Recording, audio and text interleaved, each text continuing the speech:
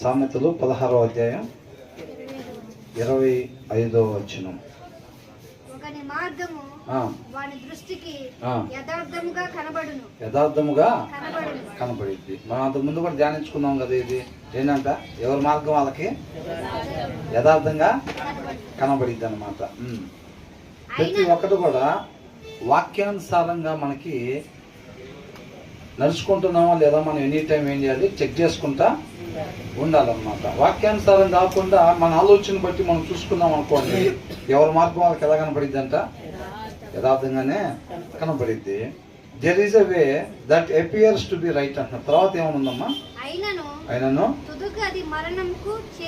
ఎక్కడ చేరిద్దంట, మరణానికి చేరిద్దంట. కాకపోతే అది ఎలా కనపడింది మరి మనకి, ఎవరి మార్గం వాళ్ళకి యథార్థంగా కనపడుతుంది. మరి యథార్థంగా కనపడేది ఎక్కడ తీసుకెళ్తుందంట, మరణానికి. అది ఎలా జరిగింది మరి,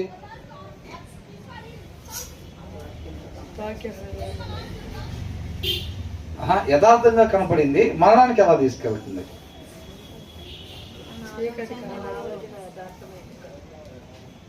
మనకి కనపడటానికి అది ఎలా కనపడుతుందంట, యథార్థంగా కనపడుతుందిలే కానీ అది తుదకు మరణానికి తీసుకెళ్తుంది అని అంటే అది యథార్థత కాదు. కానీ మనకు కనిపించడానికి అది ఎలా కనపడుతుందంట, యథార్థంగా కనపడుతుంది అని అంటున్నాడు. దాన్ని మనం చూసుకోవాలన్నమాట.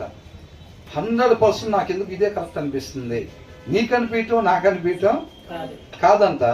There is a way that appears to be right అని అంటున్నాడు. అది కనపడుతుంది ప్రతి ఒక్కరికి. ఏంటంటే మన ముందు ఒక పరిస్థితి ఉంటుంది, ఆ పరిస్థితుల్లో నుంచి వెళ్ళటం అది నిత్య జీవానికి తీసుకెళ్ళిద్ది అనుకుంటా అని మనకి అనిపించట్లే. కానీ మనం ఎప్పుడు కూడా పరిస్థితి వైపు చూసే వాళ్ళంగా మనం ఉండకూడదు అనమాట.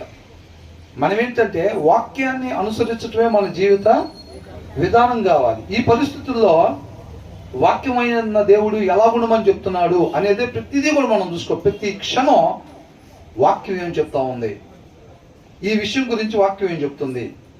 పిల్లలతో మాట్లాడాలా మనం, ఆ పిల్లలతో మాట్లాడే విషయంలో వాక్యం ఏం చెప్తుంది, ఎలా డీల్ చేయాలని చెప్తుంది పిల్లల్ని.